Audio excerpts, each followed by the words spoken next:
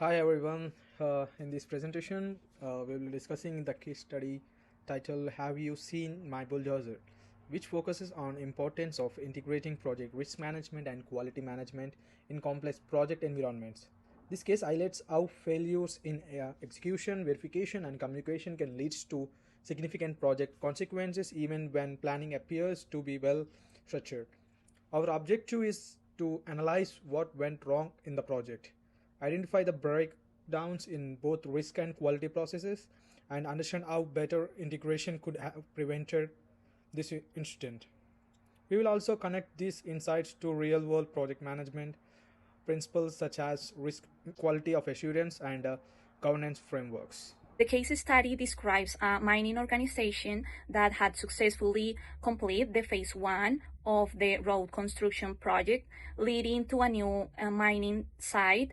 This phase was considered the major milestone and was completed successfully, which led to a high-profile public celebration involving stakeholders such as government officials, regulatory agencies, senior leaderships, and media representatives to symbolically begin the phase two of the project. The organization planned a ceremonial event where a large bulldozer will drive through a ribbon to mark the continuation of construction. However, during this public event, an unexpected and catastrophic failure occurred when the bulldozer suddenly sank into the ground. This transformed a ceremonial milestone into a major operational and reputational crisis.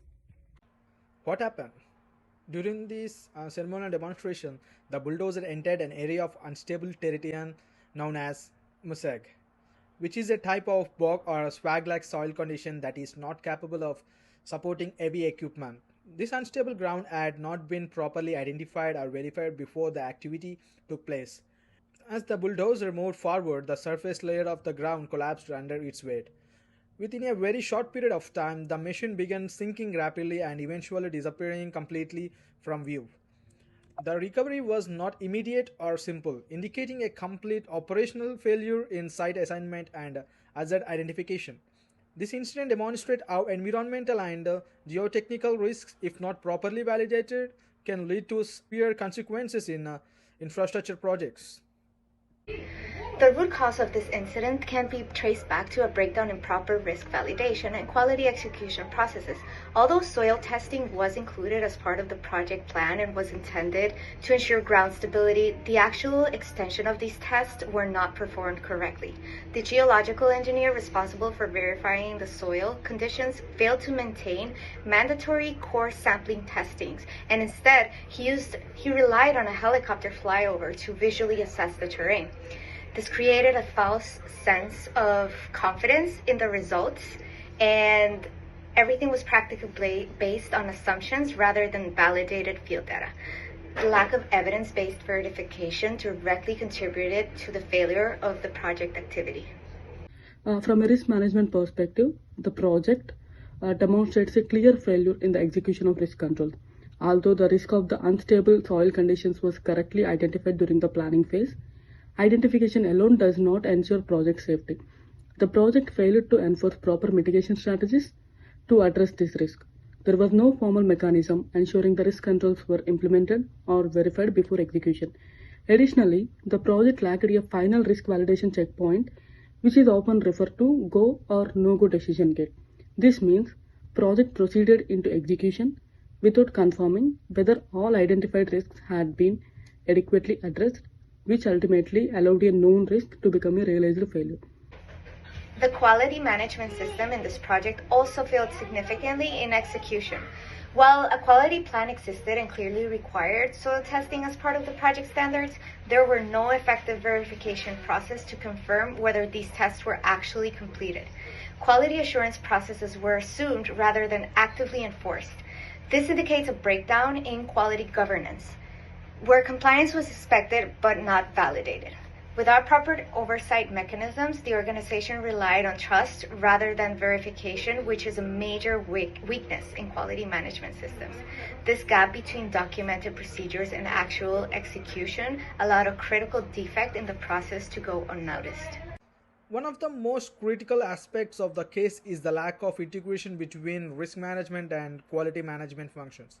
This risk team identified the hazard of unstable soil, while the quality team defined the required testing procedures. However, there was no structured communication or coordination between these two groups to ensure that risk mitigation actions were actually implemented and verified. This created a gap where responsibilities were fragmented and accountability was nuclear. As a result, no single function ensured end-to-end validation of safety conditions. This lack of integration directly contributed to a preventable project failure that could have been avoided through proper cross-functional governance. Immediate actions. Jill's response. Following the incident, the project manager, Jill, had to take an immediate and structured action to manage the crisis. Her first step was to halt all ongoing project activities to prevent further damage or risk exposure. Then she activated the organization's emergency response procedures to ensure proper escalation. Jill initiated the formal root cause analysis to determine the underlying reasons to the failure. Additionally, she updated the project risk register to reflect the incident and ensure it was formally documented. She also communicated with key stakeholders to maintain the transparency and accuracy. These actions were essential in controlling the situation and limiting further reputational and operational damage. On this slide, I'll discuss the impact of the incident. In the short term, the organization experienced the immediate loss of expensive equipment, project delays, and the disruption to the schedule. Because the failure occurred during a high visibility public event, it also caused significant embarrassment and immediate reputational damage. In the long term, the organization may face increased insurance costs, regulatory scrutiny, and potential legal or compliance consequences. Stakeholders' trust may also be affected, which can influence future project approvals and project partnerships. Overall, the incident explains or demonstrates how a single failure in the project execution can escalate into much broader organizational consequences. This case provides several important lessons for project management practice. First, identifying risk is not sufficient unless they are actively mitigated and continuously monitored. Secondly, quality assurance must focus on verification and validation rather than documentation alone. Third, effective integration between risk and quality process is essential for ensuring safety and success. Finally, this case highlights that strong execution discipline is more critical than theoretical planning.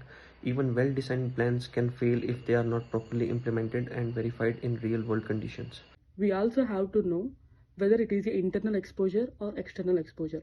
So, this risk exposures in project varies significantly depending on the level of visibility and stakeholder involvement.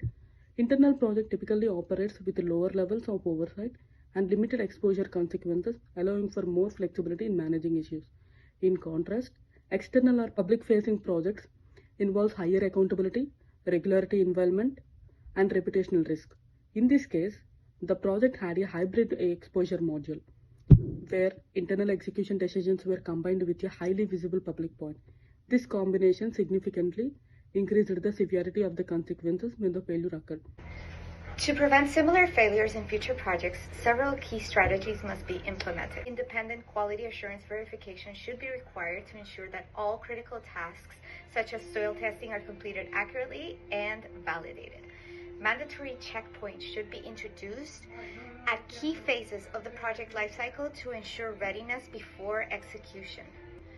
Formal risk governance structures, including go, no-go decision gates, should be enforced before high-risk activities.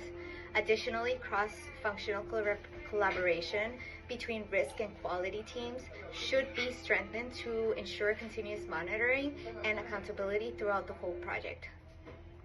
So from a presentation perspective, it is important to ensure that slides are used as visual support rather than text-heavy documents.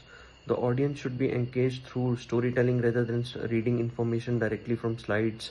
Effective presentation use visuals, minimal text, and strong verbal communication to deliver impact. The goal is to create engagement and understanding by guiding the audience through the narrative of the case study in a clear and structured manner. The key takeaway from this case study is that successfully project management requires more than just the planning.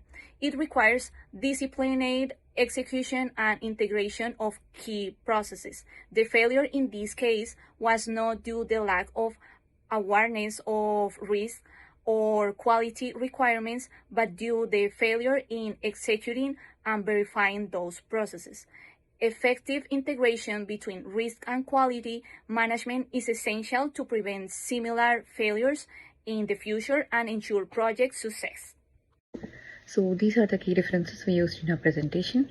Our analysis is supported by well-established sources in project management, including American Society for Quality, Adobe's Project Quality Management Guide, Seth Godin's Insights on Effective Communication, in PMI Framework on Risk Management and Project Complexity. These references provide the theoretical foundation for understanding how quality and risk management work together to improve project outcomes, reduce project failures, and support successful project delivery. And thank you for your time and attention. We appreciate that opportunity to present our analysis of the case study.